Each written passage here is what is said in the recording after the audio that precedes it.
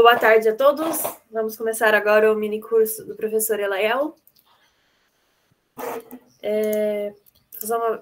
Fazer só uma breve apresentação aqui do professor, para quem não conhece.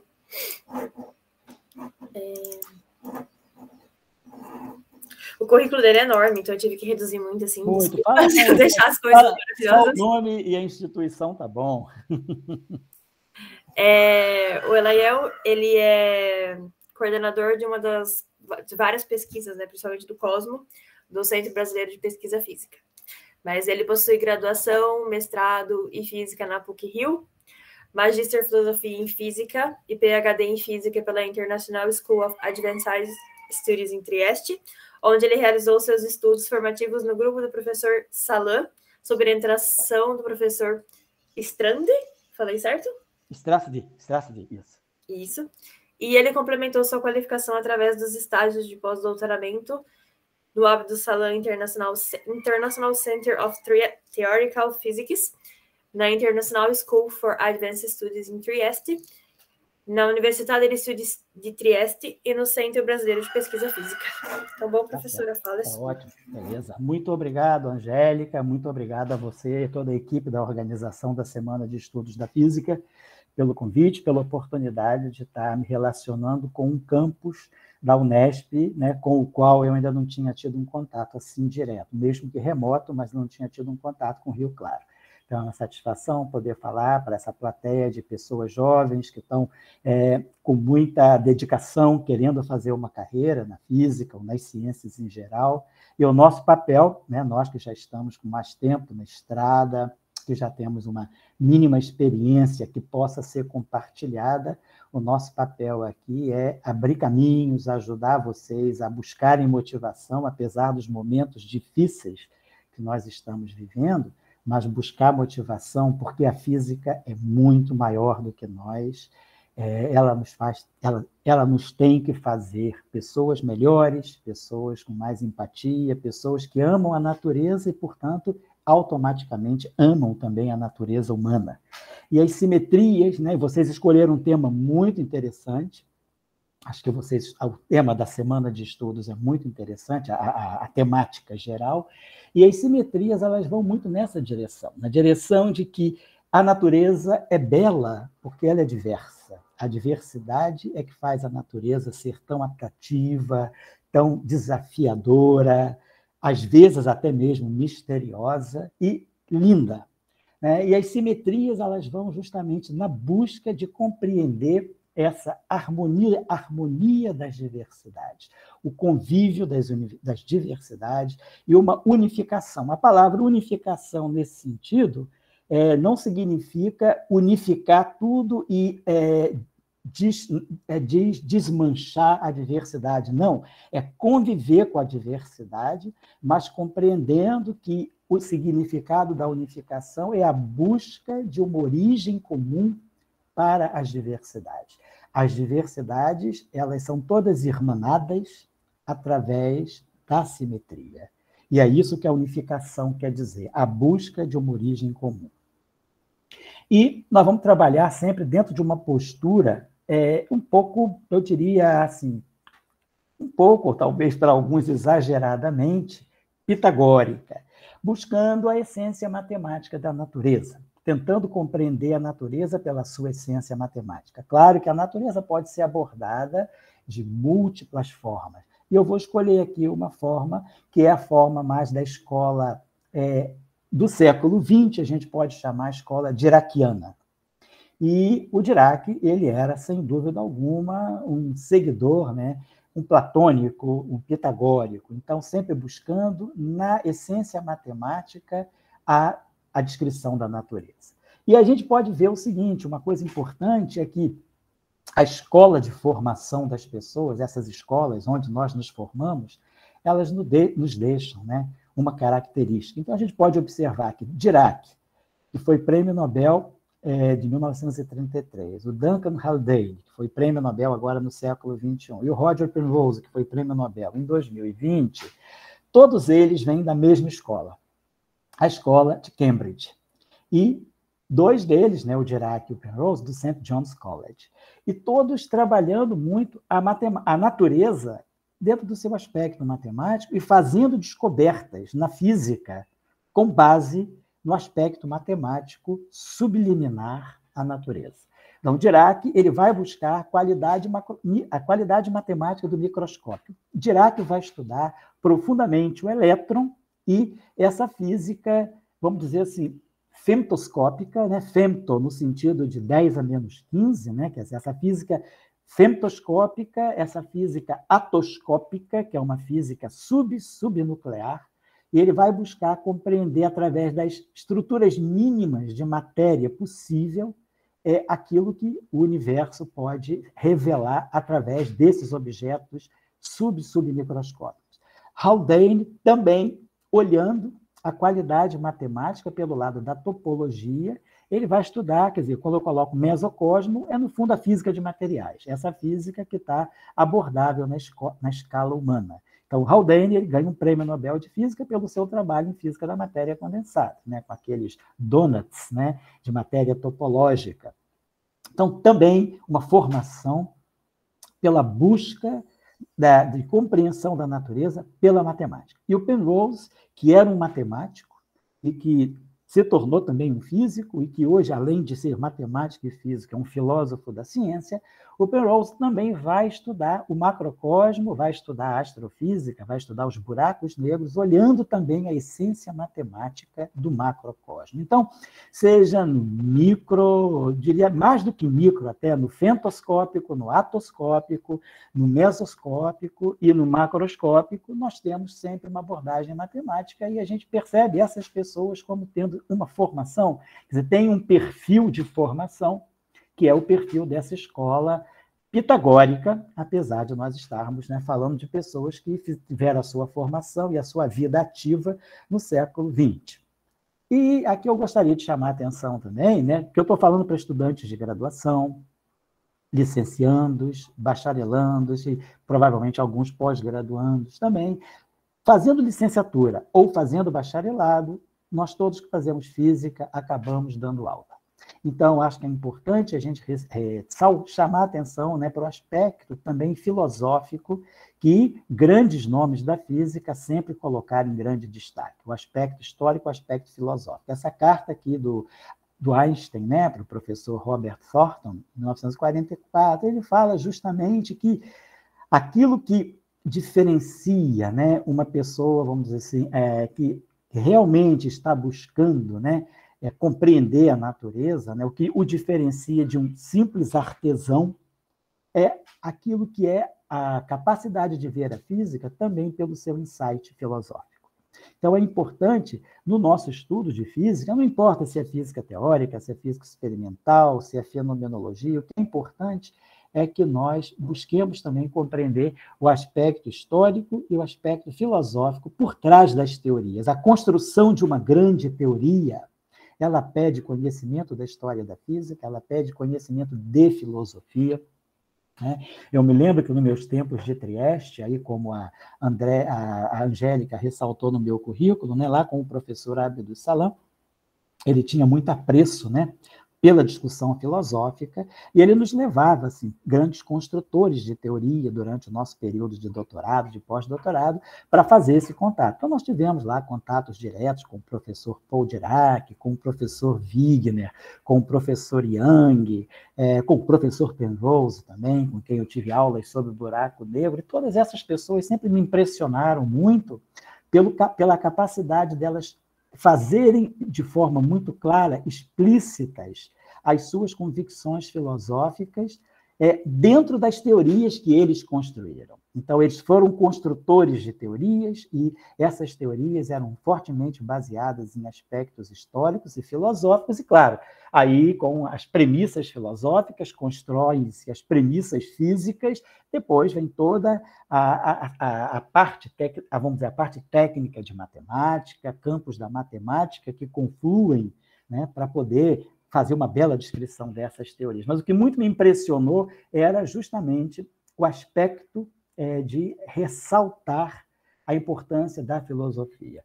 E Dirac tem uma frase aqui que eu vou colocar aqui, muito interessante, né, que é essa frase aqui, que ele diz que o físico ele pode progredir nos seus estudos da natureza de duas formas. Claro, o método do experimento e da observação, que é o método empírico, né, muito importante, fundamental para a física. Mas também não vamos nos esquecer do método do raciocínio matemático, que é justamente uma premissa mais cartesiana, né? A gente vai pelo raciocínio matemático no sentido de fazer uma escola ter uma postura mais dedutivista. Então, nós vamos deduzindo a partir de premissas muito fundamentais. Essa era, vamos dizer, o que a gente fala, a vibe do professor Dirac.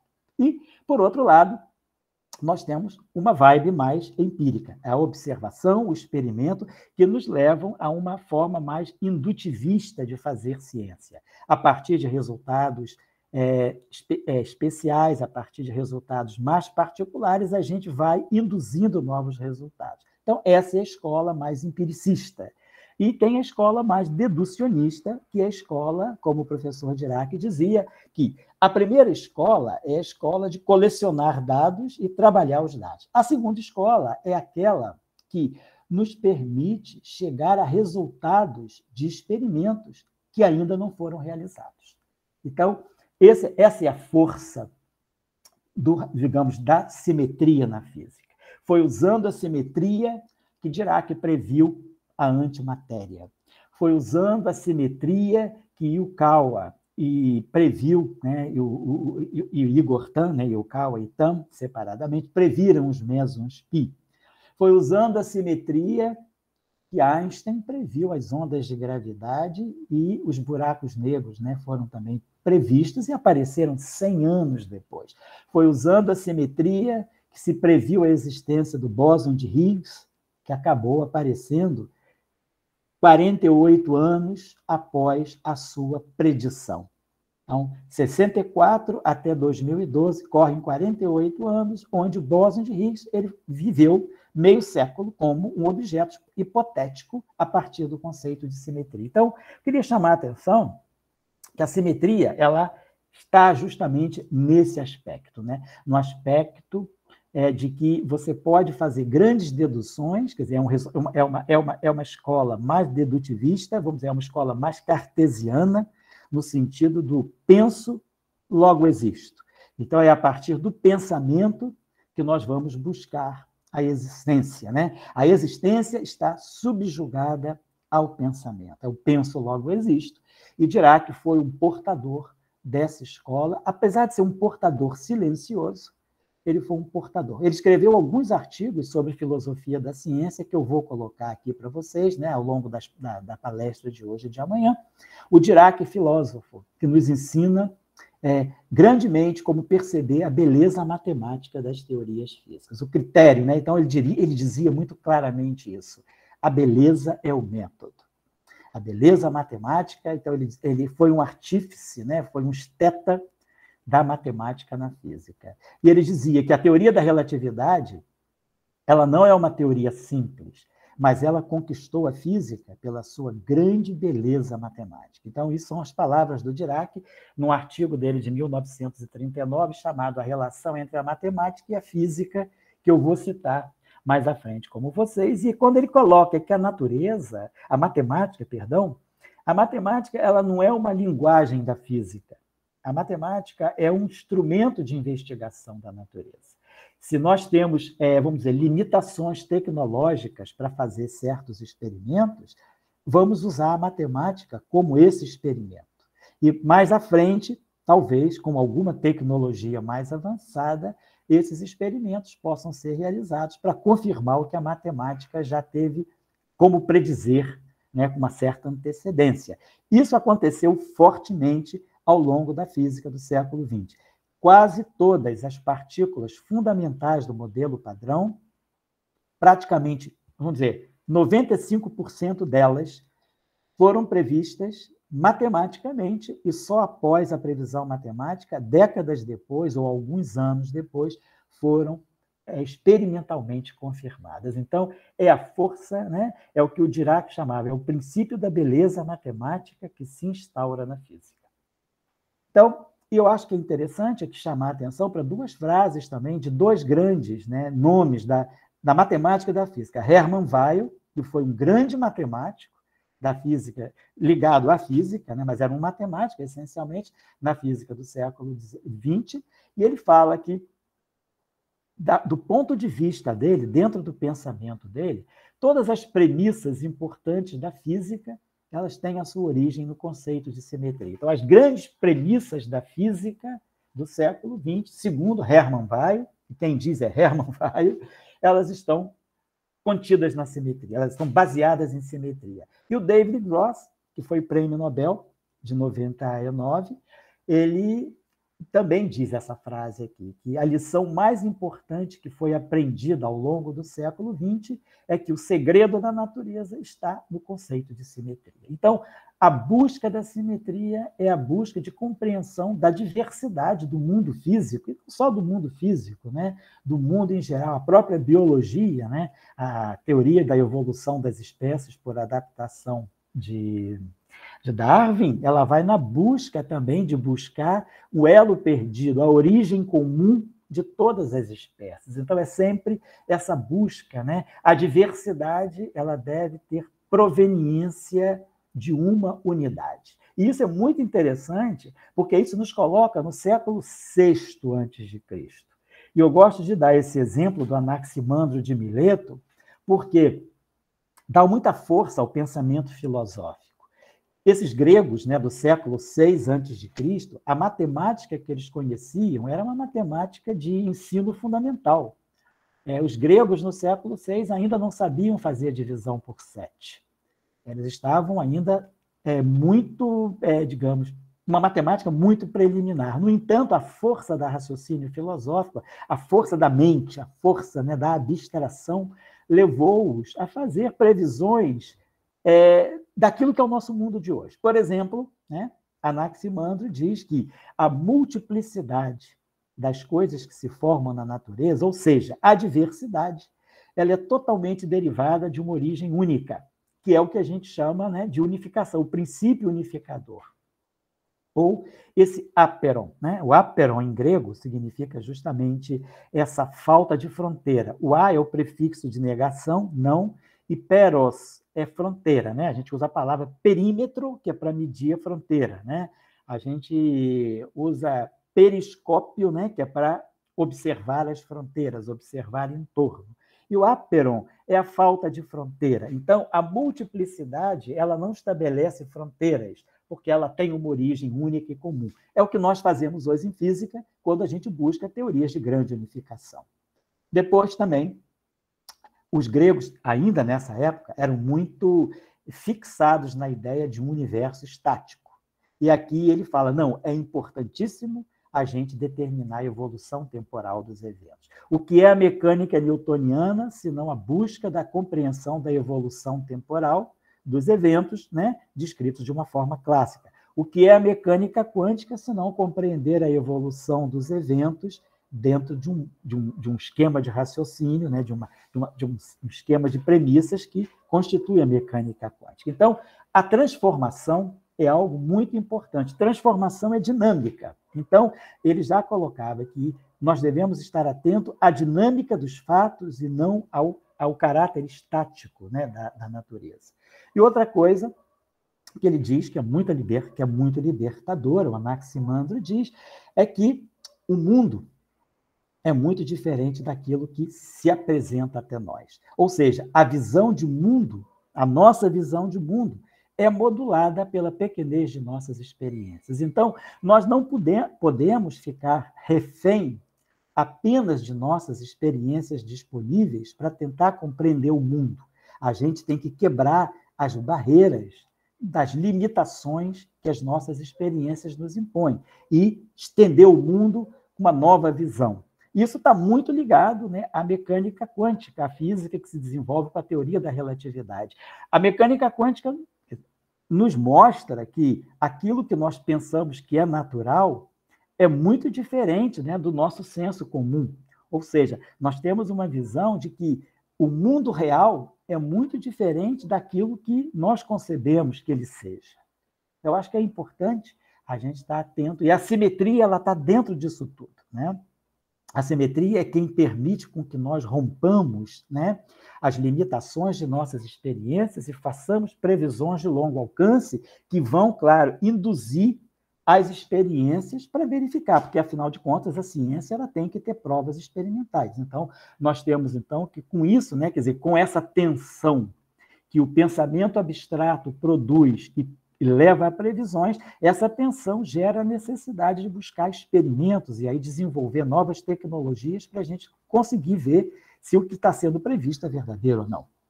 Então, é importante, né, essa ideia de que o mundo é muito diferente daquilo que se apresenta a nós. É isso que eu acho que é importante a gente colocar nessa escola de pensamento da simetria do Dirac. Por exemplo, a relatividade restrita, ela é uma grande quebra, é uma grande ruptura com um conceito que é praticamente quase que inerente ao pensamento humano, que é a simultaneidade dos eventos. Quer dizer, então, na relatividade especial, o que se quebra é a ideia de que os eventos são absolutos. A simultaneidade dos eventos é um conceito absoluto, não é. A simultaneidade é relativa. Dois eventos podem ser simultâneos para um observador e não serem simultâneos para outros observadores. Então, a simultaneidade ela deixa de ser um conceito absoluto e ela passa a ser um conceito relativo. É um grande corte. A relatividade geral ela nos tira da geometria euclidiana, que a gente é educado a vida toda na geometria euclidiana. Quando chega lá na frente, na relatividade geral, a gente tem que mudar os nossos parâmetros geométricos. E aí a gente vai para a geometria riemanniana. É um grande corte também. A mecânica quântica ela rompe com o determinismo da mecânica clássica, da mecânica galileu-newtoniana, e nos leva ao mundo das indeterminações, ao mundo das incertezas, ao mundo probabilístico. E depois a teoria quântica de campos, que é desenvolvida já a partir de 1927 por Dirac, ela nos quebra um outro conceito que era muito, vamos dizer, quase que arquetípico para a humanidade, que é a ideia de que o vácuo é o vazio. E aí a teoria quântica de campos nos mostra que o vácuo quântico é tudo, menos o vazio. O vácuo quântico ele não é a ausência absoluta de matéria, ele tem uma estrutura, e estrutura essa que nós estamos ainda tentando compreender e estamos muito longe ainda de uma compreensão mais plena do que realmente é o vácuo quântico da física. Então, o aperon é um conceito, eu coloco assim, a eternidade do aperon, né? Que eu coloquei as letrinhas gregas aí só para estimular, todos nós sabemos o que é alfa, o que é pi, né? Até o povo já sabe por causa das variantes, né? Da Covid-19, né? Variante alfa, variante ômicron, variante, daqui a pouco vai chegar a pi, espero que não, né? Se a gente conseguisse parar na ômicron, estaria bom. Mas então aqui nós temos o aperon, e esse aperon proposto por Anaximandro é aquilo que nos leva em física a trabalhar com entidades completamente abstratas para descrever o mundo real. Então, eu vou passando, às vezes, os slides um pouquinho mais rápido, mas amanhã eu vou mandar para a Angélica e para os organizadores esses slides para ficar à disposição, vou mandar o PowerPoint para quem quiser depois consultar com mais detalhes. Mas, em física, a gente introduz uma série de conceitos abstratos para descrever o mundo real. Então, o conceito de campo, né, que foi introduzido por Faraday e por Maxwell, a própria ideia de elétron, né, quer dizer, existe um átomo de eletricidade, uma quantidade mínima que porta a carga elétrica, né, é aquela ideia dos atomicistas, né, dos pré-socráticos, lá, do próprio Anaximandro, Leucipo, Demócrito, e depois por toda a escola, né, dos socráticos, né? Essa busca do átomo, da menor porção de matéria. Isso é um conceito extremamente metafísico e que nós trazemos para a física, e hoje nós naturalizamos. Né? Para nós, hoje nós falamos do elétron como se fosse um velhíssimo amigo. Né? Mas o que é o elétron? Né? O que era o elétron em 1864, quando George Stone previu, né? 1864, nós estamos em plena era Maxwell. Maxwell está formulando a sua teoria do eletromagnetismo. Ele trabalha com eletricidade e magnetismo, mas sem saber qual é a estrutura microscópica das distribuições de carga. E o George Stone, que era um físico irlandês, ele já faz uma previsão. Ele diz, não, a eletricidade ela não é um todo. Ela deve ser carregada por entidades mínimas. deve haver na natureza partículas que carregam as unidades de eletricidade, que é o conceito de elétron. Isso foi previsto assim, por essa argumentação atomicista em 1864. E o elétron só foi descoberto em 1897. Então, nós estamos falando com 33 anos de antecipação de uma ideia, né? Afinal de contas, para Maxwell estava muito bom. A eletricidade é carga. Então, qual é a origem da carga? Não importava muito. O que importava é que carga gera campo elétrico, carga em movimento gera campo magnético. Bom, então a gente tem um conceito macroscópico.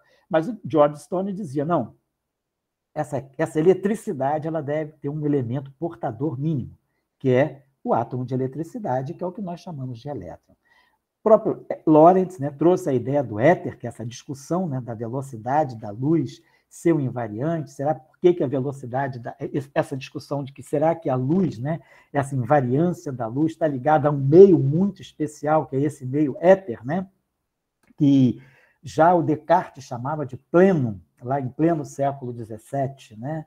Então, sempre havia a ideia de que pode haver um meio abstrato, um meio etéreo, né, onde a luz se propaga. A ideia de quantum, a ideia de espaço-tempo, o conceito de fóton, a ideia de função de onda, o campo quântico, o vácuo quântico, as cordas fundamentais, mais recentemente com as teorias de gravidade quântica, através da gravidade quântica de laços, o conceito de espumas de spin. Então, a física ela lança mão de conceitos assim, extremamente abstratos para descrever fatos muito concretos e reais. Então, eu acho que é nessa direção, né, nessa tonalidade que nós vamos estar trabalhando aqui o conceito de simetria. Aqui eu queria deixar para os estudantes que tiverem interesse também em ver um Dirac, né, que não é só o Dirac da função delta de Dirac, não é só o Dirac da equação de Dirac, não é só o Dirac da teoria quântica de campos, da eletrodinâmica quântica, mas é o Dirac da física, da filosofia. Aqui esse trabalho belíssimo dele, a relação entre a matemática e a física, publicada em 1939, nesse Proceedings da Royal Society de Edimburgo, a convite de Max Born, que nessa época estava refugiado na Universidade de Edimburgo. Ele escreve esse trabalho belíssimo que todo estudante de física e de matemática deveria ler, que é Como Relacionar a Matemática com a Física. É um trabalho de natureza filosófica. Depois, um trabalho que ele publica na Scientific American, de 63, que é a evolução da visão dos físicos sobre a natureza, e mais à frente um trabalho ainda 10 anos depois, que ele faz uma análise do desenvolvimento do conceito dos físicos sobre a natureza. Então, o Dirac sempre trazendo essa postura, né, cartesiana, essa postura pitagórica para se olhar a física. E essa questão que a gente se faz muito hoje em dia, eu já vi até na internet, né, no YouTube, várias conversas com pesquisadores, professores, perguntando se a matemática ela é descoberta ou se a matemática é inventada. E segundo o apóstolo da beleza matemática, que é como o professor Salan chamava o professor Dirac, ele dizia que a matemática é um jogo, onde as regras são feitas pelos matemáticos. Perfeito. A física também é um jogo, mas as regras nos são dadas pela natureza. E aí o Dirac conclui que o que é interessante é que as regras da natureza parecem ser as mesmas regras matemáticas que os matemáticos conceberam. Então é interessante, né, perceber que a matemática é um jogo dos matemáticos e a física é um jogo da natureza. E as regras são buscadas pelos matemáticos e pelos físicos que tentam compreender a natureza. E acaba que essas regras acabam convergindo. Então, é muito interessante, né, essa questão. Matemáticas que haviam sido descobertas, inventadas por matemáticos, acabam sendo descobertas pelos físicos anos depois. Ou, às vezes, o físico, na sua busca de compreender certos fenômenos físicos, inventa a matemática. E o Dirac dizia isso. O professor Dirac sempre dizia, uma frase dele que me ficava muito clara das vezes que ele nos falava, era que nós físicos, ele dizia, nós físicos não devemos ficar levando os nossos problemas para os matemáticos. Nós devemos trazer matemática para os nossos problemas. Ou seja, invente a matemática quando isso se fizer necessário para você resolver desafios que a física nos coloca. Claro, é um conselho fácil de ser dado, e que é difícil de ser seguido. É preciso ter talento, né, para saber inventar a matemática boa para descrever certos problemas físicos. Mas isso nos dizia Dirac. E ele trabalhou dentro dessa tonalidade. Ele inventou matemática para poder descrever certos problemas físicos, né? Uma das grandes invenções matemáticas do professor Dirac é a própria função delta de Dirac. Depois, esses trabalhos aqui eu acho que são muito importantes também. Esses trabalhos aqui do Dirac vale a pena ler, não só numa aula de filosofia na ciência, mas numa aula de mecânica quântica, numa aula de eletromagnetismo também. E esses trabalhos aqui, para quem está fazendo um curso de física matemática, né, aquela disciplina que nós temos chamada Física Matemática 1, Física Matemática 2, esse trabalho do Wigner, né, que é o papel dos métodos matemáticos nas teorias físicas, esse belíssimo trabalho também do professor Wigner, que a relação entre simetrias e leis de conservação é o teorema de Gödel, do qual nós vamos falar, e esse trabalho do Wigner com Borner, que é o papel da matemática no despertar da ciência. Então, são trabalhos escritos pelo Wigner. Wigner foi prêmio Nobel de Física, né? Era cunhado do professor Dirac. O professor Dirac se casou com a irmã do professor Wigner, e ambos traziam sempre essa militância, né, de uma boa matemática dentro de uma boa física. Depois também nós tivemos artigos interessantíssimos, né, como o artigo do Schrödinger, de 1950, perguntando, afinal de contas, no final das contas ele pergunta em 53 o que é a matéria. Afinal de contas, o que é a matéria? Está publicado no Scientific American. Mas antes ele tinha perguntado o que é realmente uma partícula elementar. As partículas elementares estavam surgindo muito fortemente no início da década de 50, né, com os primeiros aceleradores que já estavam em ação. E aí, novas descobertas de novas partículas, estranheza, hadrons estranhos, novas partículas subnucleares. Então, e se perguntou, afinal de contas, o que é uma partícula elementar para a física? E o Weil lança esse belíssimo livro dele sobre simetria, em 1952. Então, a simetria é esse conceito que vai nos levar a essa busca de compreensão de uma origem comum por trás das diversidades.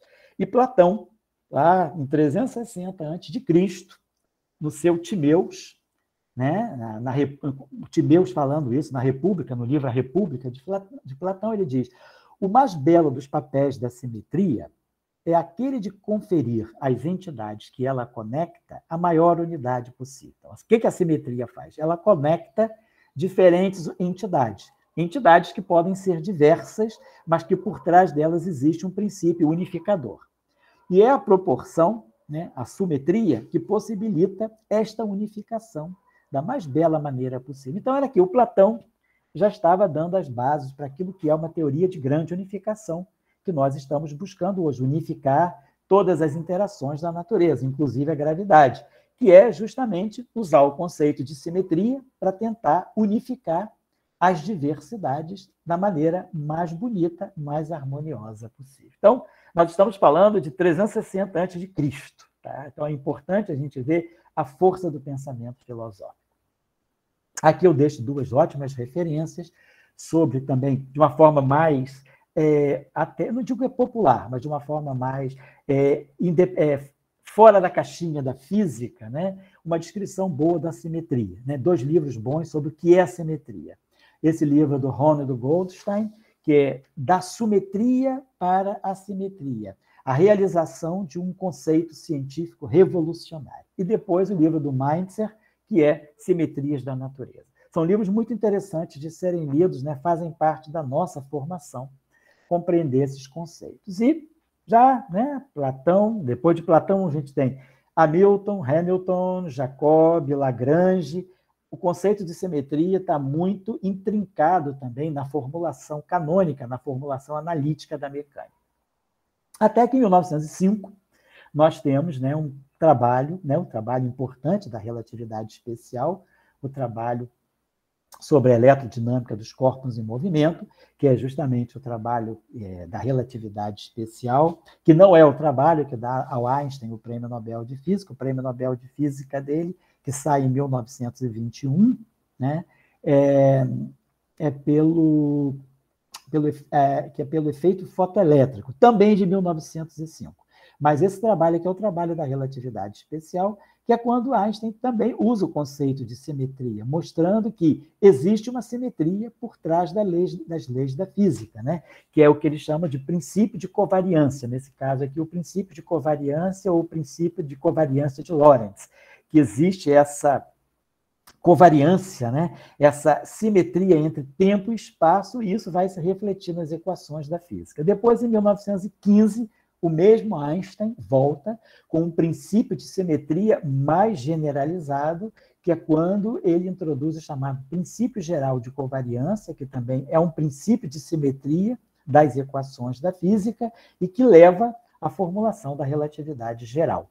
Esse 1915, esse trabalho, os 4 trabalhos que ele publica em 1915, todos em novembro de 1915, dos 4 trabalhos, esse aqui, as equações de campo da gravitação, é o trabalho, vamos dizer assim, mais, digamos, mais propício para nós dizermos que aqui nasce a relatividade geral. Os 4 trabalhos de 1915, de novembro, são sobre a relatividade geral, mas é esse trabalho em particular que marca, né, as equações de Einstein da relatividade geral, também baseadas num princípio de simetria, que é o princípio geral de covariância. Então, simetria é o que é importante para nós compreendermos essa física que avançou muito ao longo do século XX. O conceito de simetria foi muito libertador para a física, porque ele permitiu, como Dirac dizia lá no início, né, que mesmo na ausência de experimentos, né, esse conceito matemático nos levasse a fazer previsões de experimentos que ainda não foram realizados e que, na época, nem se sabia se viriam a ser realizados. E aí, aqui tem uma escola importantíssima, né, que é a escola que marca, né, a importância da simetria na física. Ele formaliza muito essa ideia da simetria na física, que é a escola de Göttingen. E o nome grande aí é o nome da M. Noether, né, da grande matemática M. Noether. Todos esses são matemáticos. Felix Klein, Hermann Weyl, David Hilbert e Amalie Noether. Todos eles eram matemáticos, mas influenciaram fortemente a física. Esse trabalho aqui do Weyl, de 1918, logo após a instauração da relatividade geral em 1915, ele já tenta fazer um trabalho de unificação da gravidade com a eletricidade e o magnetismo. E a M. Noether, que foi discípula do Felix Klein, que era o grande, quem trouxe realmente a teoria de grupos, né, para a escola de Göttingen e trouxe a ideia de simetrias, né, quer dizer, ele formalizou muito a simetria na física. Ele é pai do Oscar Klein, seu filho Oscar Klein foi um dos grandes nomes também da física, né, da física de partículas e da teoria de campos da década de 20, de 30, Oscar Klein. A equação de Klein-Gordon é o Klein, filho do Felix Klein, do matemático Felix Klein, é o Oscar Klein. E a Noether, discípula deles, a Noether é quem materializa muito a relação entre simetria e física. Eu acho que a Noether é o grande nome que liberta, né, a simetria da matemática, quer dizer, liberta não, ela transpõe a simetria da matemática fortemente para a física e abre tudo aquilo que nós estamos fazendo até hoje. Então, é uma escola da pré-mecânica quântica, a mecânica quântica está se instaurando, né, ao longo desse primeiro quarto do século XX, mas a mecânica quântica se institucionaliza só a partir de 25, com o trabalho do Heisenberg e com o trabalho 3 meses depois do Dirac. E aí, aqui, a mudança radical que a escola de Göttingen nos traz é que vamos sair das simetrias, né? A ideia era encontrar simetrias em equações que já estavam estabelecidas. Então, nós tínhamos certas equações matemáticas escritas por alguma razão, com base em algumas premissas, e se buscava encontrar as simetrias dessas equações. A escola de Göttingen ela faz um papel oposto. Ela, a partir da ideia de simetrias, ela propõe equações que possam determinar a dinâmica, a evolução de certos sistemas físicos. Ou mesmo, a partir de simetrias, se determinar novas leis da física. Então, a física, nós vamos ter, digamos, uma nova física construída a partir da ideia de simetria. Quer dizer, um conceito muito abstrato, que é um conceito, como a gente estava dizendo, dentro dessa postura deducionista. Então, a partir da simetria, você vai chegar deduzindo passo a passo, dentro de uma formulação muito cartesiana, você vai chegar a novas leis da física. A simetria, então, ela traz todo um aspecto normativo, ela introduz normas para nós podermos construir novas leis da física, ou mesmo novas teorias físicas. M. Noether é quem materializa esse projeto a partir de seus dois trabalhos, o trabalho de 1915 e o trabalho de 1918. Ela publica ambos em 1918, mas o primeiro teorema de Noether trata das simetrias globais, e o segundo teorema de Noether trata das simetrias locais. O segundo teorema de Noether está fortemente ligado à relatividade geral e às chamadas teorias de Young-Mills, que se instauraram a partir de 1954, portanto, 36 anos depois. Então, a M. Noether foi uma antecipadora também.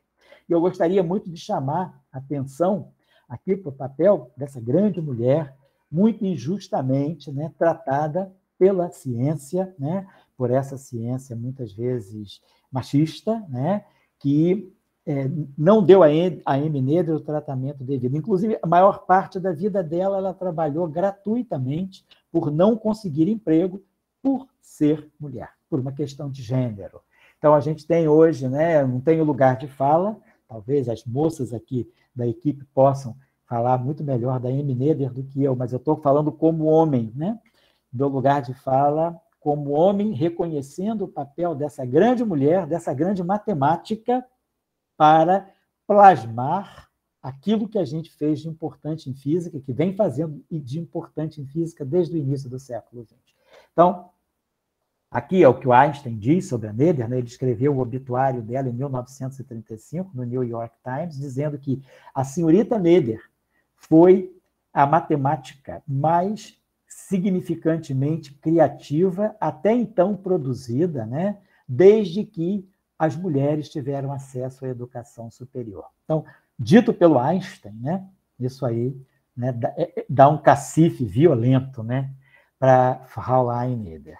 Então, é importante, né? Então, os teoremas de Noether são fundamentais. Eles são baseados em princípios de simetria e é a partir do teorema de Noether, dos princípios, a maneira de se construir teorias a partir de simetrias, como introduzido pela Noether, que nós temos hoje um modelo padrão, que nós temos hoje as teorias de grande unificação, que nós temos a supersimetria, que nós temos a supergravidade e que nós temos a teoria de corda. Então, vamos dizer assim, o que o teorema de Noether nos diz é uma coisa muito simples. Uma equação matemática, um princípio matemático, quer dizer, uma ação ou um lagrangiano, ao qual eu imponho um princípio variacional, se essa função matemática chamada ação, ou essa função matemática chamada lagrangiano, ou a função matemática também opcional chamada hamiltoniano, exibir a simetria. O que é uma simetria? É uma transformação das variáveis do problema que não muda a forma da equação. A equação não muda se eu fizer transformação nas suas variáveis. A equação mantém-se invariante em forma se nós mudarmos as variáveis. E aí, se essa simetria contínua existe, o que a Noether estipula é que vai haver na natureza grandezas físicas que satisfazem a leis de conservação, conservação da energia, conservação do momento linear, conservação do momento angular, conservação da carga elétrica, por exemplo, né? Essas leis de conservação, elas têm a sua origem por trás, elas têm a sua origem na existência de simetrias que estão presentes nas equações que descrevem esse sistema cujas leis de conservação eu estou observando. Então, é o conceito de simetria que vai fazer essa ponte entre invariâncias, transformações matemáticas que deixam invariantes grandezas físicas e as leis de conservação observadas na natureza. Aqui eu queria chamar a atenção para um trabalho feito por dois colegas, um deles é brasileiro, José Acácio de Barros, né? Ele trabalha na Califórnia. Eles fizeram um trabalho bem recente, publicado agora há poucos meses atrás, o conceito de simetria na teoria da percepção. Quer dizer, como agora a neurociência está também adotando a ideia de simetria para fazer estudos. Então, é um trabalho muito interessante, né, que passa, inclusive o Acácio, eu tenho um contato muito forte com ele, a gente se reúne a cada 15 dias num grupo de trabalho que a gente tem, num grupo de estudos, né? E ele tem colocado muito que está assim, tem uma onda grande do pessoal que estuda neurociências e que estuda psicologia, inclusive, de usar o conceito de simetria e o teorema de Noether no estudo da percepção e do comportamento humano. Interessante a gente vê como as áreas começam a se comunicar.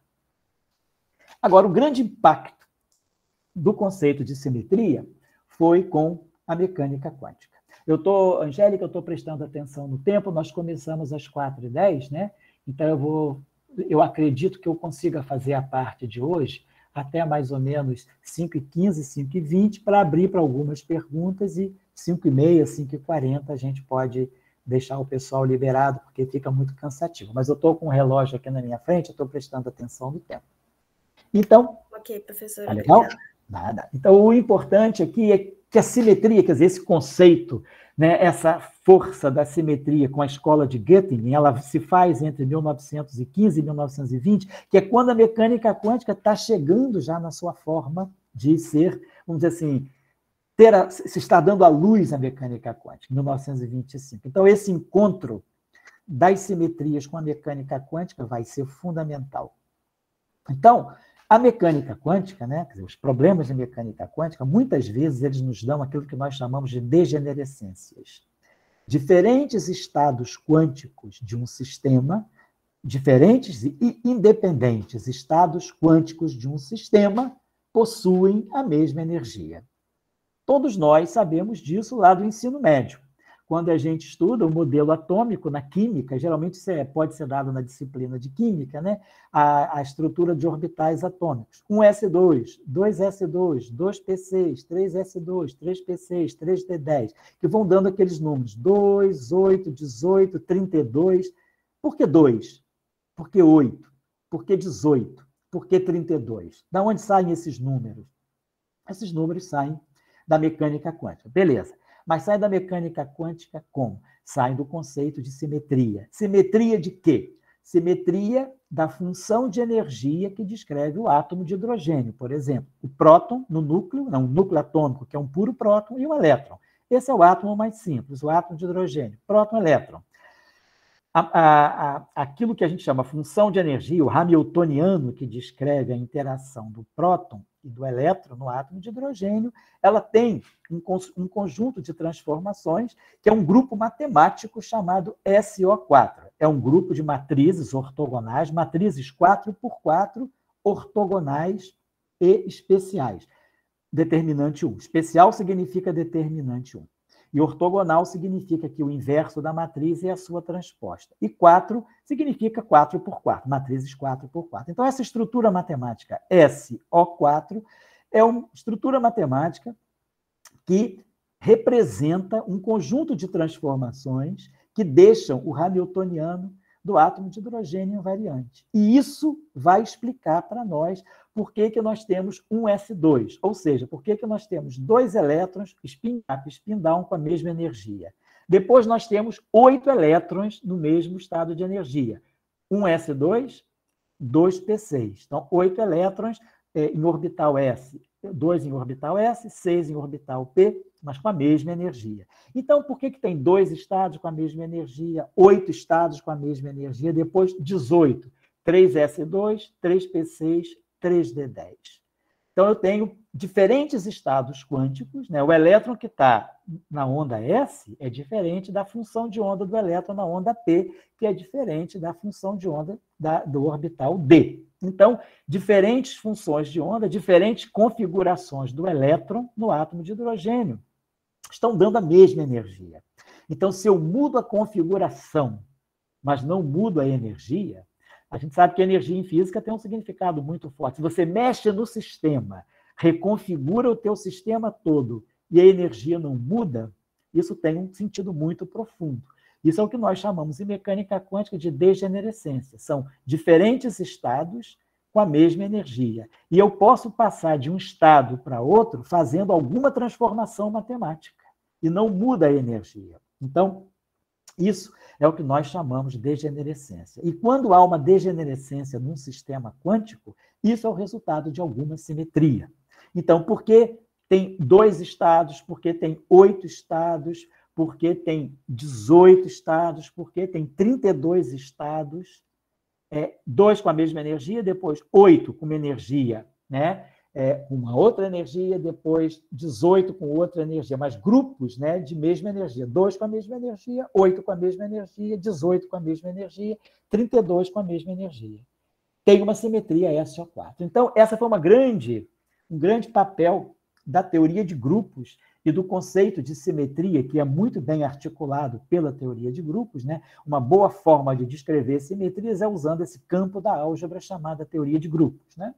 E a teoria de grupos, ela nos permite compreender a degenerescência dos sistemas físicos como produto, como resultante da existência de alguma simetria. Teorema de Noether. Então, se há diferente... Então, a simetria em física é muito vista dessa forma.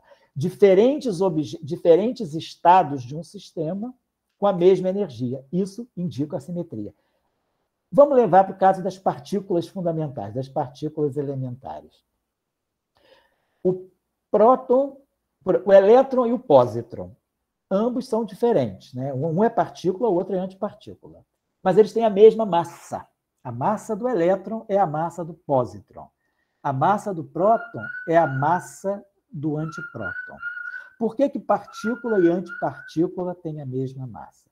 Na relatividade especial, massa é energia, né? É igual a mc2. Então, se tem a mesma massa, tem a mesma energia de repouso. Se tem 2 objetos distintos da natureza têm a mesma energia de repouso, têm a mesma massa, é porque deve haver alguma simetria por trás disso. E aí nós temos uma simetria que Dirac descobriu, que é a simetria de conjugação de carga. Então, sempre que nós buscarmos na natureza partículas diversas, mas que tenham as mesmas massas, ou muito próximas, né? Não exatamente iguais, mas tais que as diferenças de massa sejam muito menores do que os valores individuais das massas. Então, a massa de um menos a massa do outro, em módulo, é muito menor do que ambas as massas individualmente. Isso é um indício de que há uma simetria, que pode não ser exata, mas que pode ser muito boa, muito bem aproximada. Então, se as massas são exatamente iguais, como é o caso do elétron, do pósitron, e depois com próton, antipróton, e com outras partículas e antipartículas, isso é uma simetria exata. Agora, o próton e o nêutron. O próton tem uma massa que é praticamente 1%, 0,1%, uma parte mil, praticamente. Então, é praticamente 0,1% menor do que a massa do nêutron. Então, para muitos efeitos, a massa do próton e a massa do nêutron são muito próximas, aproximadamente iguais. Isso pode estar dizendo que, então, o próton e o nêutron, como eles têm praticamente a mesma massa, eles têm a mesma energia de repouso, então tem uma degenerescência em energia. Nós temos 2 estados físicos da natureza, um é o próton, outro é o nêutron, com massas muito próximas, energias muito próximas, mas não iguais. Então, deve ter uma simetria aproximada aí, que é a chamada simetria de espinho isotópico, que foi proposta por Heisenberg em 1932, logo depois da descoberta do nêutron. Então, existe esse resultado aqui que é importante. Aqui é a matemática. Se G é um grupo de simetria, então, pura matemática, de um sistema quântico, aqui nós estamos falando de física, então, o sistema quântico é descrito por equações matemáticas. Essas equações matemáticas têm por trás de si uma estrutura. Essas equações matemáticas do sistema físico têm por trás de si uma estrutura de transformações de simetrias matemáticas, um grupo de simetria. Isso, então, os estados desse sistema quântico, eles vão estar organizados, agrupados, naquilo que nós chamamos de representações do grupo de simetria. Então, as representações são os grupos de partículas. Por exemplo, próton, nêutron, méson π+, méson π0, méson π-. Então, grupos de partículas, eles são chamados de múltipletes. Na matemática, isso está significando representações de um grupo. O que é a representação? A representação é um estado, é um espaço vetorial. Na álgebra linear, nós estudamos um espaço vetorial tem dimensão 2, tem dimensão 3, tem dimensão 4, que é o número, né, de vetores linearmente independentes de uma base. Então, eu represento o mesonp mais, o mesonp zero e o mesonp menos, são 3 objetos distintos, num espaço vetorial de dimensão 3. Esse espaço vetorial de dimensão 3 é a representação de um grupo matemático. Que grupo matemático? O grupo SU2. Mas o que tem SU2 a ver com toda essa história? SU2 é o grupo matemático, que é uma simetria das equações do sistema quântico que descreve a interação próton-nêutron. Então, está feita a ligação. Física é um sistema descrito por um conjunto de equações. Matemática é um grupo de simetria, quer dizer, um grupo de transformações matemáticas que deixam invariantes as equações matemáticas daquele sistema físico. E aí, os estados, as configurações sob as quais esse sistema físico vai se apresentar a nós, na natureza, no laboratório, ele vai corresponder, esses estados, essas configurações vão corresponder exatamente a representações matemáticas, ou seja, espaços matemáticos, onde esse grupo de simetria pode ser representado por matrizes. Então, está aqui, olha, eu diria que essa frase aqui é a frase da física de partículas do século XX. De simetrias, e nós damos as partículas, ou seja, fazemos predição. Então, assim apareceu o bóson de Higgs, assim foi previsto o bóson de Higgs, assim foram previstos os quarks, assim foram previstas muitas partículas subnucleares, né? Então, assim foram previstos, por exemplo, os chamados bósons vetoriais intermediários das interações fracas, sobre os quais nós vamos falar amanhã. Então, é uma física de grandes previsões, porque você imagina, quer dizer, aí sim vem a construção matemática, né? Aquela construção cartesiana, você parte da pressuposição de que existe uma simetria na natureza. E aí, claro, você tem que estar ligado a regras fenomenológicas que você não vai chutar uma simetria porque sonhou com ela. Você vai induzir a existência de uma simetria com base em várias observações, vários indícios que nós possamos ter de experimentos, de observações empíricas. E aí eu proponho um grupo. Do momento que eu proponho esse grupo, eu posso propor lagrangianos ou funções de energia para o sistema físico. E aí, do momento que eu proponho essas funções de energia, vai ser uma mera questão de eu resolver equações matemáticas para chegar a soluções. E essas soluções matemáticas podem corresponder exatamente às configurações físicas sob as quais o nosso sistema aparece na natureza. Então, aqui é a essência de tudo. E a essência da diversidade. Porque nós temos estados diversos, diferentes, com a mesma energia, significando que tem uma simetria que os unifica. Se eles têm a mesma energia, eles são diferentes em muitos aspectos. O próton é diferente do nêutron. O próton tem carga elétrica positiva, o nêutron não tem carga elétrica positiva, é neutro. O próton, o nêutron decai no próton. Nós não temos ainda decaimento do próton no nêutron. A teoria de grande unificação até prevê o decaimento do próton, mas o tempo de decaimento do próton é cerca de 10 elevado à potência 32 anos, que é muito maior do que a idade do universo. A idade do universo é 10 a 10 anos, 10 à potência 10. O tempo de decaimento do próton é 10 à potência 32. Então, o nêutron, em 13 minutos, ele decai num próton. O nêutron decai em próton, emitindo elétron e antineutrino do elétron. Então, é o decaimento beta do nêutron. O próton não tem decaimento beta no nêutron. Então, há uma assimetria entre próton e nêutron. Eles são diversos, mas eles têm praticamente a mesma massa. Ou seja, existe uma simetria aproximada entre eles dois. Então, a diversidade, por trás da diversidade, deve existir uma simetria unificadora.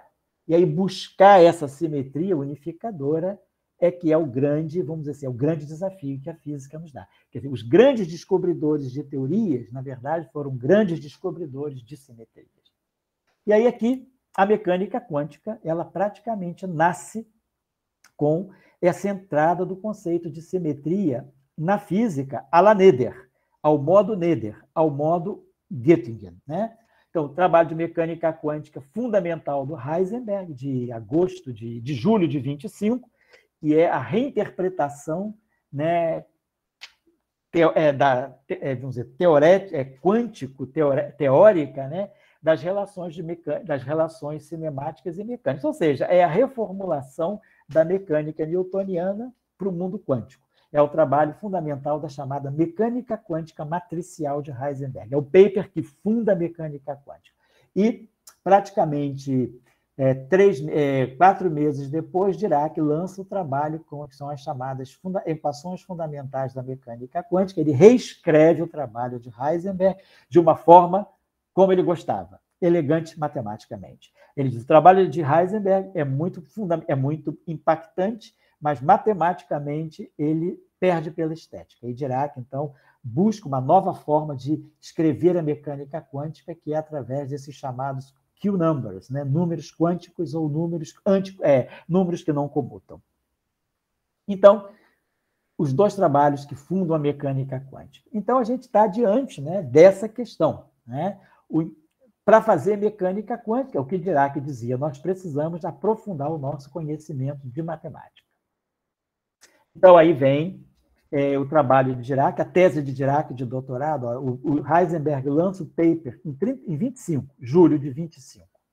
Dirac, 4 meses depois, no seu início de doutorado, já faz o primeiro trabalho sobre mecânica quântica, e em maio de 26, portanto, menos de um ano depois do paper de Heisenberg, o professor Dirac defende a sua tese de doutorado chamada Mecânica Quântica. E já em agosto de 26, ele lança esse trabalho aqui, que é o trabalho chamado A Teoria por Trás da Mecânica Quântica, e em dezembro de 26 ele lança o trabalho que ele sempre dizia que esse era o trabalho que ele mais gostou em toda a vida dele, que é o trabalho que é a interpretação física da dinâmica quântica, que é o que ele chama de teoria da transformação. Dirac gostava de chamar a mecânica quântica de a teoria das transformações. Por quê? Teoria das transformações de simetria. Tem uma simetria por trás da mecânica quântica. Aí depois a gente não vou deixando isso para vocês, é um pouco histórico da mecânica quântica, mas eu gostaria de chamar a atenção, né? Bom, depois eu volto aqui um pouquinho, para esse livro importantíssimo, publicado já em 28, pelo matemático Hermann Weyl, da Universidade de Göttingen, do grupo lá da M. Noether, que é justamente o casamento da mecânica quântica com a teoria de grupos. O Weyl escreve esse livro, A Teoria de Grupos e a Mecânica Quântica, quando ele mostra que existe por trás da confecção da mecânica quântica, mesmo que os formuladores, mesmo que Heisenberg não tivesse percebido isso, a mecânica quântica se constitui com uma forte base formal na teoria de grupos. E aí ele lança esse livro, que é A Teoria de Grupos e a Mecânica Quântica. Esse livro vocês podem encontrar na internet, o PDF dele, vale a pena ter esse livro, consultar, ou até mesmo quem puder estudar esse livro, que aí é muito bonito, porque basicamente nesse livro, o que Hermann Weyl faz é mostrar que a diferença entre a mecânica quântica e a teoria de grupo é o H cortado. Então, se a gente pegar a teoria de grupo e multiplicar pela constante de Planck, H cortado, a gente chega na mecânica quântica. Tudo que a mecânica quântica tem por trás de si é um jogo de teoria de grupos. Só que a teoria de grupos é uma teoria puramente matemática, ela não tem a noção de uma constante física por trás. A mecânica quântica, sim, ela traz uma constante que tem dimensão de energia vezes tempo, que tem dimensão de momento angular, né?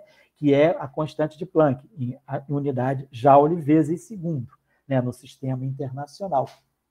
Então, esse livro é muito bonito de ser lido, porque ele mostra essa harmonia muito grande, né? E como a gente pode usar argumentos de mecânica quântica, técnicas de teoria de grupo, argumentação de teoria de grupo, para resolver problemas complicados de mecânica quântica. Às vezes a gente pode eliminar um problema extremamente complicado do ponto de vista de resolução de equações diferenciais da mecânica quântica, usando técnicas algébricas de grupo, sem precisar resolver equações diferenciais, apenas usando teoria de grupos, usando argumentação de vetores e matrizes, a gente consegue resolver o problema. Então, é muito interessante, né, perceber a força da teoria de grupo. Por que a teoria de grupo está tão presente na mecânica quântica?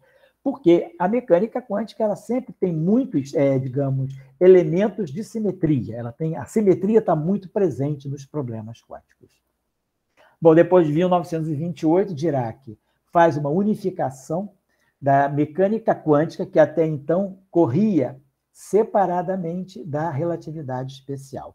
Então, nesses trabalhos de 1928, 2 de janeiro de 28, e o segundo trabalho é de 2 de fevereiro de 28, ele lança a equação de Dirac. Ele lança a teoria, a equação que unifica a mecânica quântica e a relatividade especial numa única formulação, que é o que ele chama de mecânica quântica relativística, né? Até então, a mecânica quântica de Heisenberg, a mecânica quântica de Schrödinger, ela não incorpora a relatividade especial. Então, essa mecânica quântica de Heisenberg é baseada em princípios de mecânica newtoniana. Quer dizer, mecânica newtoniana, a relação entre... a gente usa simetria galileana e não simetria relativística. Aqui, esses trabalhos do Dirac também, ainda se fala de uma mecânica quântica não relativística, o trabalho das equações, os 2 trabalhos que lançam as equações de Schrödinger em 26, esse trabalho do Fock, né, do Victor Fock, da Rússia, que fala também da questão estuda a invariância da equação do elétron na mecânica quântica em presença de um campo magnético externo, mas também usando equação de Schrödinger, portanto, física não relativística. Oscar Klein vai na mesma direção, o filho lá do Félix Klein, até que Dirac, então, em 1928, ele unifica, ele traz a teoria da relatividade para a mecânica quântica e sai da equação de Schrödinger e usa, então, a chamada equação do elétron, que é a equação de Dirac, para descrever o elétron na mecânica quântica relativística. Muito bem. Então, isso aqui, basicamente, né? E agora é interessante a gente dizer que houve uma grande pressão sobre Dirac, porque quando ele escreve a equação do elétron, ele chega a soluções matematicamente possíveis da equação. Quer dizer, a mecânica quântica relativística, né, ela dá soluções que são, do ponto de vista do senso comum, muito estranhas. Elas podem descrever elétrons livres, com energia negativa. Quer dizer, o que significa uma partícula não tem potencial de interação e ter uma energia negativa? Se ela está livre, ela só tem energia cinética. Como é que pode a energia dela ser negativa? Então, ele dá uma interpretação para essas partículas de energia negativa, e isso aí choca profundamente a comunidade mais conservadora. Quando eu digo mais conservadora, eu estou falando de Pauli, estou falando de Heisenberg também, que se demonstraram extremamente decepcionados, né, pela equação de Dirac. O próprio Heisenberg disse que ele reputava que a equação de Dirac, ele reputava ser a equação de Dirac o episódio mais triste da física da época. Por quê? Porque Dirac ele seguiu o princípio pitagórico. Ele disse: a matemática está na base da natureza. Se eu tenho um sistema, propus para ela equações matematicamente sensatas, envolvendo relatividade e mecânica quântica. E essas equações aparentemente sensatas me dão soluções matemáticas estranhas. Eu não vou jogar as soluções matemáticas estranhas fora por decreto, por ser um mero conservador. Eu vou usar o princípio da quebra de paradigma. Isso pode estar indicando uma nova coisa. E ele começa a intuir que esses estados de energia negativa pudessem ser antipartículas. E aí ele dá uma interpretação para esses estados, soluções de energia negativa. Mas energia negativa, estou falando de partícula livre, não estamos falando de partícula ligada a um potencial. Então, isso aí foi uma interpretação, porque ele disse, a matemática é fundamental. Eu tenho que interpretar o que a matemática me dá. Se a matemática está me dando, eu não vou jogar fora imediatamente. Eu vou tentar aproveitar ao máximo e tentar interpretar. E ele interpretou. E foi isso que levou, 3 anos depois, em 1931, a ele prever a existência do pósitron, da antimatéria, como sendo parte da solução da sua equação. Então, é importante observar, né? A gente está dizendo, eu não estou aqui, eu tenho falado muito em matemática, que eu não estou em nenhum momento desmerecendo a física experimental, absolutamente. Tudo isso depois foi comprovado experimentalmente. O que eu estou dizendo é que abordagens para se fazer física. Então, não vamos desprezar a abordagem matemática. Muitas vezes, num curso de física, a gente vê estudantes, né, se sentindo meio incomodados porque está estudando muita matemática. É preciso ter noção de que grandes descobertas da física foram feitas, né, do momento que se introduziu uma nova matemática na física. A gente pode voltar a isso, né? Se a gente for estudar a história do eletromagnetismo, voltando lá a Coulomb, voltando lá a Alessandro Volta, Ørsted, Ampère, Maxwell, o próprio Maxwell, que era um físico matemático, né? A gente vê a importância da matemática para grandes descobertas da física, né? Foi graças a muitos avanços matemáticos, quando a física, à medida que a física foi se matematizando, ela foi dando passos cada vez mais largos, né? Então, é isso que eu estou querendo chamar a atenção. Não se sentir incômodo com essa relação entre a matemática e a física, como diz o Dirac no seu artigo de 1939. Mas, claro, e a importância disso é que isso pode detonar, né? Quer dizer, detonar não, dar ignição a um processo de busca na física experimental, na fenomenologia. Então, os grandes aceleradores de partículas, os grandes detectores, foram construídos agora mais recentemente, né, o LEP, o LHC, o Tevatron. Esses grandes aceleradores foram construídos porque havia teorias físicas baseadas em matemática, né, com previsões muito fortes que deveriam ser testadas. Então, isso dá ignição a um processo de construção de novas máquinas mais complexas. Agora a gente tem, depois do Hubble, hoje a gente tem o James Webb, né? O telescópio espacial James Webb, lançado agora no dia 25 de dezembro. Então, isso tudo são avanços, né, tecnológicos que nós estamos colocando em prática para buscar conhecer objetos que nós estudamos matematicamente. Quer dizer, o universo primordial. Quem fez alguma medida do Big Bang? Ninguém. Como é que nós vamos poder ter acesso àquelas galáxias, às primeiras estrelas que se formaram, as galáxias mais remotas? Então, tem um estudo matemático forte sobre isso. Os buracos negros, eles foram estudados matematicamente. Os buracos negros, por praticamente 50 anos, foram consideradas meras curiosidades matemáticas. Se não fosse o Roger Penrose, a partir da década de 60, buscar dar um significado físico para os buracos negros, eles estariam sendo, talvez até hoje, sendo olhados como meras curiosidades matemáticas. Como na época de Maxwell, os detratores de Maxwell diziam que a sua visão de que as ondas eletromagnéticas, né, que a luz era uma onda eletromagnética, isso era um estudo de natureza matemática.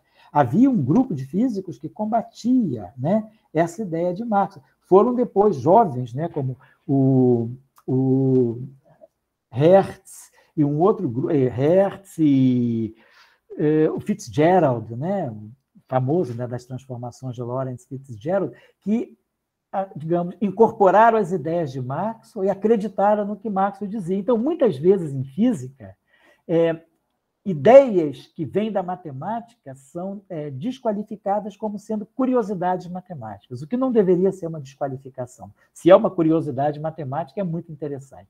Mas elas vão ter significado físico. Então, hoje, né, o eletromagnetismo, todo mundo sabe que não é uma mera curiosidade matemática. Buracos negros, ondas de gravidade, não são curiosidades matemáticas. Antimatéria, na época de Dirac, quando ele lançou, era uma curiosidade matemática. Hoje não é. Bóson de Higgs não é uma curiosidade matemática. Foi, mas não é mais. Hoje é uma realidade. Então, eu acho que é importante a gente ter claras, né, essas percepções, né, da física, da relação da física com a matemática, com a fenomenologia e, claro, com a experimentação. Então, Weil, de novo, um grande matemático da escola lá de Göttingen, revê o seu trabalho de unificação da eletricidade com a gravitação, e ele lança aqui a equação fundamental, quer dizer, o que ele lança aqui é o chamado princípio da invariância de Gauge, e ele lança as equações do neutrino, antes mesmo do neutrino ser proposto por Pauli em 1930, Weil já escreve umas equações que iriam descrever partículas fermiônicas, ele já conhecia a equação de Dirac, e ele falou, se a partícula descrita pela equação de Dirac tiver massa de repouso nula, que partícula é essa?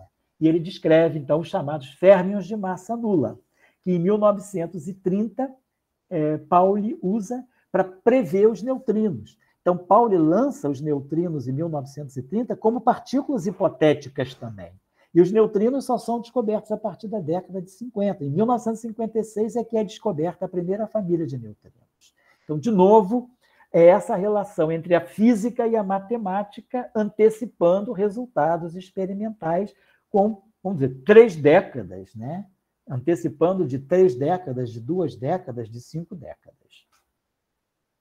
Então, Pauli, aqui em 4 de dezembro, ele propõe a existência dos neutrinos, e, para isso, ele mobiliza princípios de simetria, e Dirac, em 1931, nesse célebre trabalho, que são as singularidades quantizadas do campo eletromagnético, esse trabalho é o trabalho que dá a ele o Prêmio Nobel de 1933, né?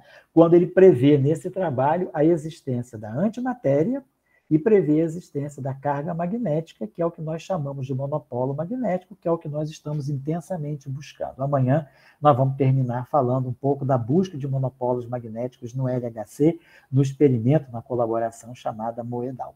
E aqui, só para lembrar que tem sempre alguém pensando muito na frente na física, Pierre Curie, em 1894, antes da relatividade, antes da mecânica quântica, e antes mesmo da descoberta do elétron, não havia descoberta nenhuma partícula elementar ainda, o elétron não tinha sido descoberto, só em 1897, Pierre Curie, em 1894, lança a ideia de que deveria haver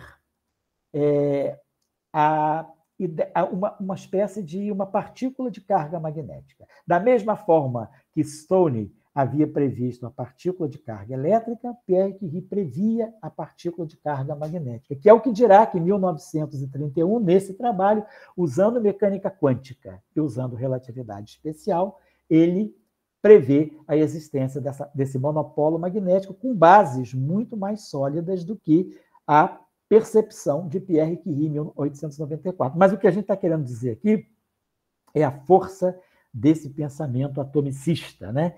Que é a busca de entidades mais fundamentais para descrever os números quânticos ou as cargas que nós observamos na natureza. Estou quase terminando por hoje. Aqui o trabalho de 1932 do Heisenberg. Em 1932 é descoberto o nêutron.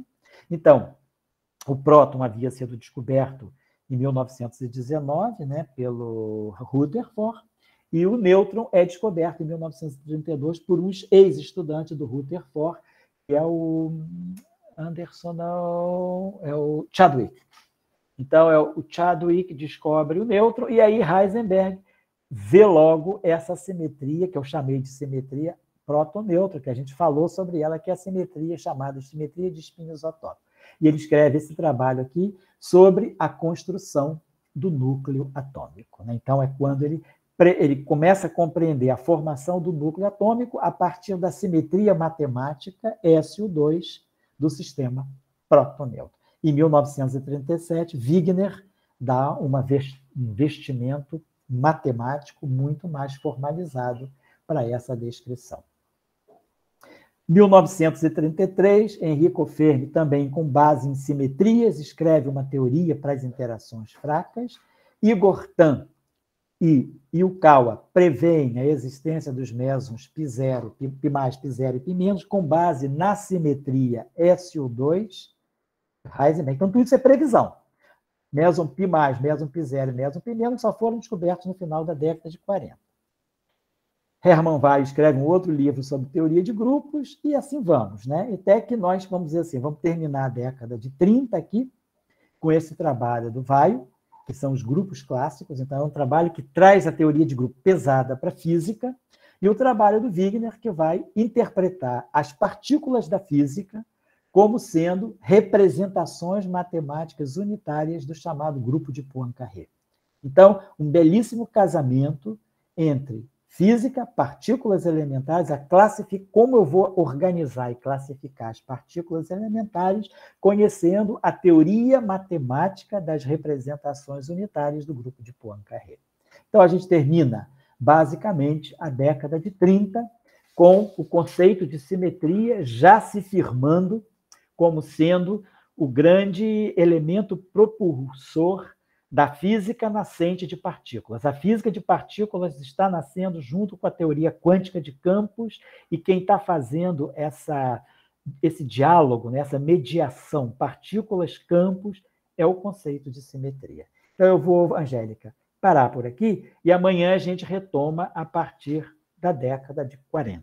Então, por hoje, eu agradeço a atenção de vocês e acredito que em 10 minutos, até 5h40, nós possamos ter algum momentinho para algum debate, se houver necessidade de algum esclarecimento, ou se houver alguém quiser fazer algum tipo de comentário, nós estamos abertos para isso. Obrigado, Angélica, retorno a vocês. Muito obrigada, professor Elaiel, incrível como sempre. Obrigado. Apaixonante como sempre. Bom, eu gostaria que quem quisesse falar algo, quiser perguntar algo, pode falar diretamente com o professor, pode liberar. O microfone está aberto, então vocês podem abrir o microfone de vocês e falar à vontade. Eu estou agora, se precisar, eu qualquer coisa uso aqui o slide, né? Mas por enquanto eu vou apagar os slides para a gente poder conversar melhor. Uhum. Se você quiser, acho que tem tem perguntas no chat. Eu vou abrir aqui para o Paulo Henrique. Pode ir, Nanzer. Eu não entendi direito o que matematicamente uma simetria é. Matematicamente é o seguinte, vamos fazer o seguinte exemplo. Por exemplo, vamos pensar no problema do campo da força central. Por exemplo, a Terra em torno do Sol, ou então o elétron no átomo de hidrogênio. Então, nós temos uma força coulombiana, ou a força de atração gravitacional, cuja energia potencial é a constante de Newton, vezes a massa do Sol, a massa da Terra, sobre a distância. Então, eu posso fazer... nós temos... A força depende só da distância interpartícula. Então, se eu fizer transformações, quer dizer, a minha partícula pode passar de um ponto da trajetória para outro, ela está mudando o ângulo. Ela está indo, rodando, fazendo um círculo. Mas, ao longo de todo o círculo, a distância é mantida constante, portanto, a energia é a mesma. Então, o objeto que está orbitando, né, ele vai ter diferentes posições, ou seja, o sistema tem diferentes configurações. Uma hora a partícula está aqui, outra hora ela está aqui, outra hora ela está aqui. Então, o sistema tem diferentes configurações, todas com a mesma energia. Então, isso é a ideia da simetria na física. Agora, o que é na matemática? Eu vou fazer transformações de coordenadas. Então, a minha partícula ela pode sair de uma posição e vai para outra posição. Então, eu estou mudando a coordenada, mas não estou mudando a distância, eu estou mudando o x, o y e o z. Então, se eu fizer transformações, se eu fizer uma rotação, né, em x, y, z, eu vou passar de um vetor para outro vetor. Então, matematicamente, eu tenho o vetor, então vamos dizer, o centro está aqui e o objeto está aqui, na pontinha, nessa ponta da caneta. Então, esse é o vetor posição. Agora, eu vou fazer uma transformação matemática, que é uma rotação desse vetor. Eu vou rodar o vetor. Então, eu rodei o vetor de um ângulo. Quando eu rodei o vetor desse ângulo, eu mudei a posição. Mas eu não mudei a energia, não mudei a função que descreve a energia de interação entre as duas partículas, que só depende do tamanho do vetor e não do ângulo que o vetor faz com um certo eixo. Então, a simetria, matematicamente, vamos imaginar o seguinte, você tem uma equação matemática.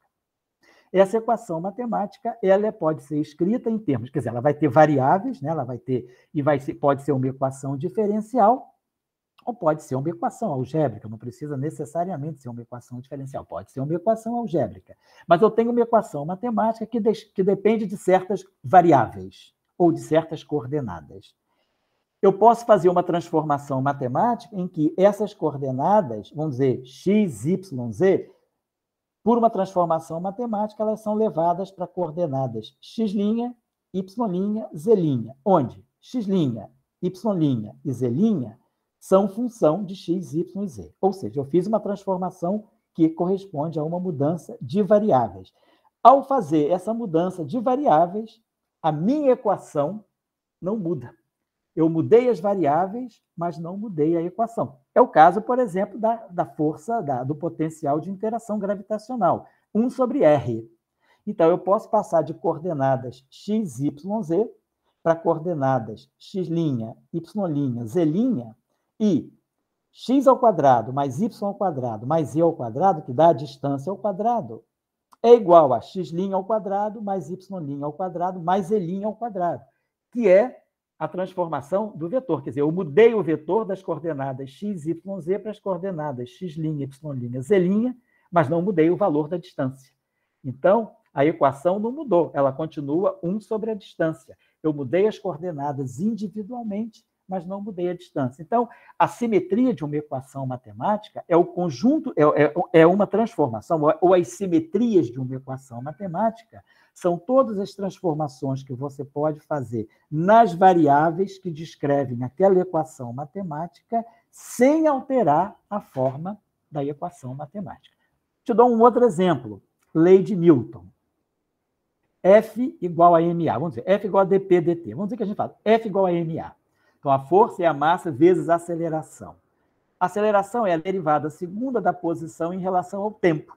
d2x, dt2.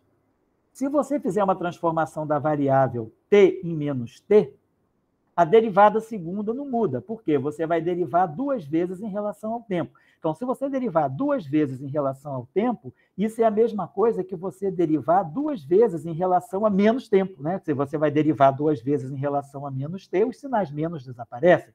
Então, a transformação t em menos t, você pode fazer uma transformação, dizer t' é um novo tempo, é menos t.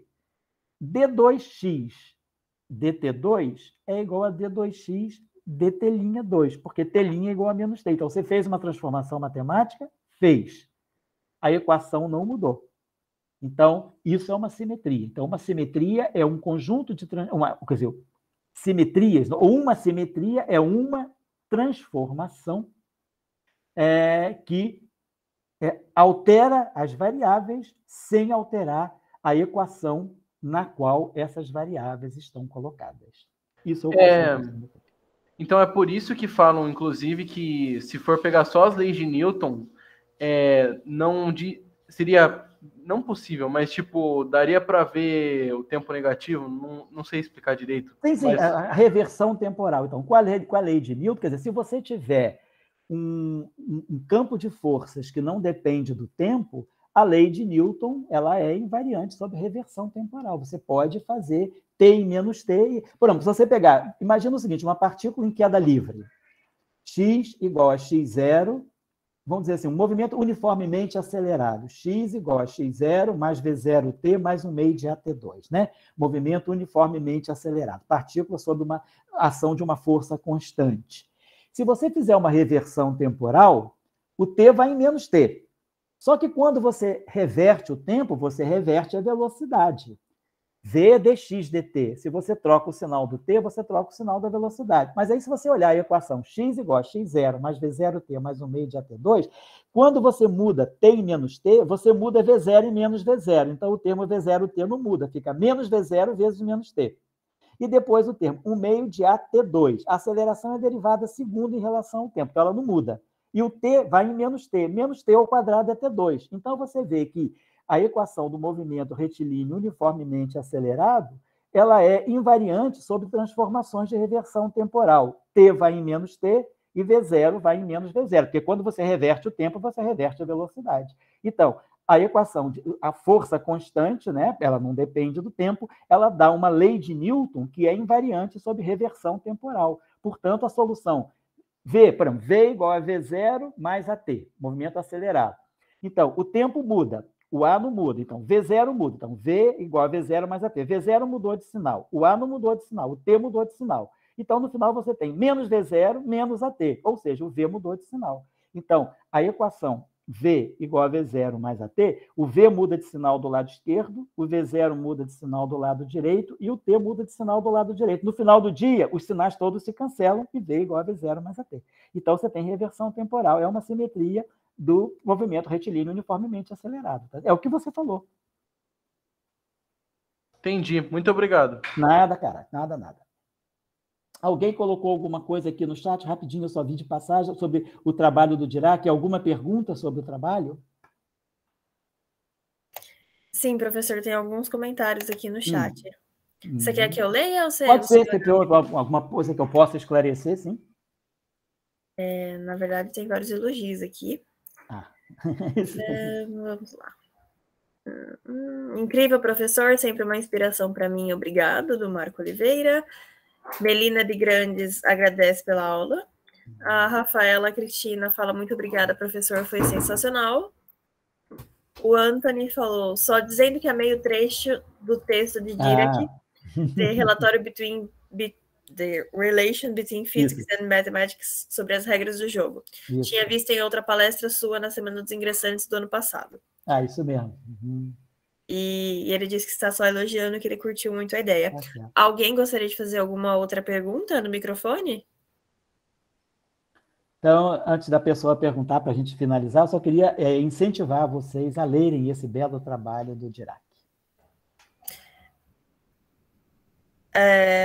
O Leandro disse, professor, o senhor poderia falar mais sobre a teoria de grupos na física? Sim. Dizer sobre novas perspectivas e estudos dessa grande área. Tá certo. Bom, a teoria de grupos, né? Lá, só para finalizar, amanhã eu posso até começar elaborando um pouquinho mais, mas a teoria de grupos foi fundamental. Como a gente viu, ela já entra muito fortemente na mecânica quântica. Então, o que a teoria de grupos nos faz é... E Lie, né, o Sophus Lie, que foi o orientador do Felix Klein, né, que, por sua vez, foi pai do Oscar Klein. Você tem toda uma história, né, uma descendência aí acadêmica de teoria de grupos. Né? A teoria de grupos é um novo campo da matemática que vai entrando na física. Vamos dizer, até o século XX, início do século XX, né, nós temos, assim, os campos da matemática mais presentes na física eram, claro, a aritmética, a geometria, que era muito presente na física, né, desde os gregos, e a análise matemática, lá que veio com Leibniz, Newton, né? Então, a análise matemática muito presente na física, no desenvolvimento da mecânica e do eletromagnetismo. A teoria de grupos, ela só entra na física mais no início do século XX. E quando ela entra na física, ela entra praticamente em concomitância com o surgimento da mecânica quântica. E o papel da teoria de grupos, então, é justamente explorar as simetrias das equações matemáticas que descrevem os sistemas físicos, né, para justificar comportamentos dos sistemas físicos ou até mesmo para fazer previsões de longo alcance. Porque muitas vezes, as simetrias estão escondidas nas equações. As equações não são evidentemente simétricas. Dirac, por exemplo, levou 3 anos, entre 28 e 31, para descobrir a simetria de conjugação de carga na sua equação. E, ao descobrir essa simetria, ele faz a previsão da antimatéria. Então, a teoria de grupos, ela nos ajuda muito a desenvolver métodos, né, metodologias, né, ou procedimentos, que a gente chame, né, protocolos até, se quiser, para nós identificarmos simetrias nas equações físicas. Do momento que essas simetrias são identificadas, nós identificamos grupos matemáticos. E esses grupos têm toda uma descrição muito bem conhecida, né? Os grupos matemáticos são muito bem classificados. E aí a gente pode, a partir das propriedades matemáticas desse grupo, reproduzir situações em que nós já conhecemos dos nossos sistemas físicos, mas também fazer previsão de novos comportamentos desse sistema físico.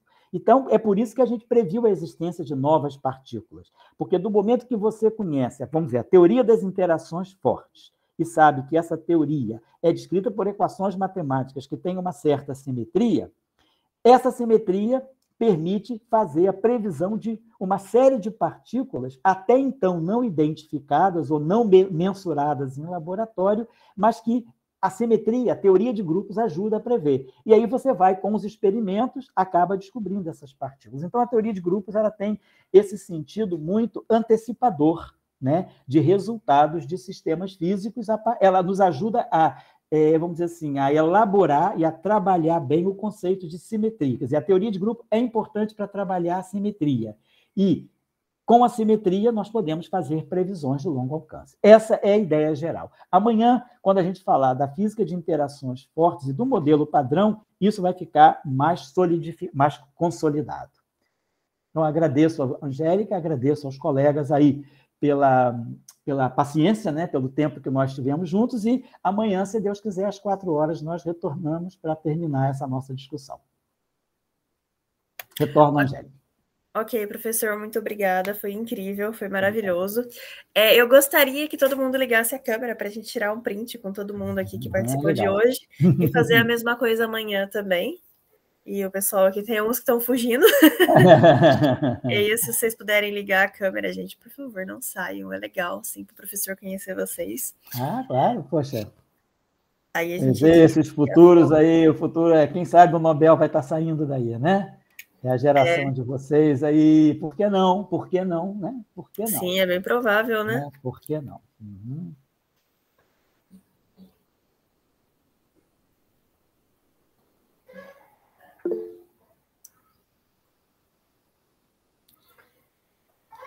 Bom, todo mundo que tem câmera já ligou aqui? Eu vou pedir para a Poliana e para o Lucas tirarem também, porque eu não sei se o meu computador aguenta todas as câmeras. Então, pode ser que para mim apareçam menos pessoas do que realmente estão com a câmera ligada. Professor, você consegue interromper o compartilhamento? Que está aparecendo ainda um pouquinho no cantinho. Aí uma pessoa... Isso.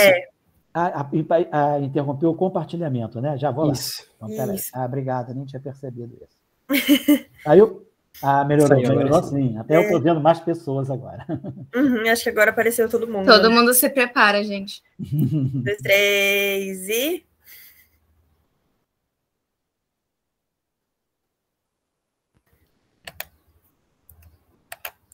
Vocês dois tiraram aí já? Eu tirei. Beleza. Faz uma fotógrafa, gente.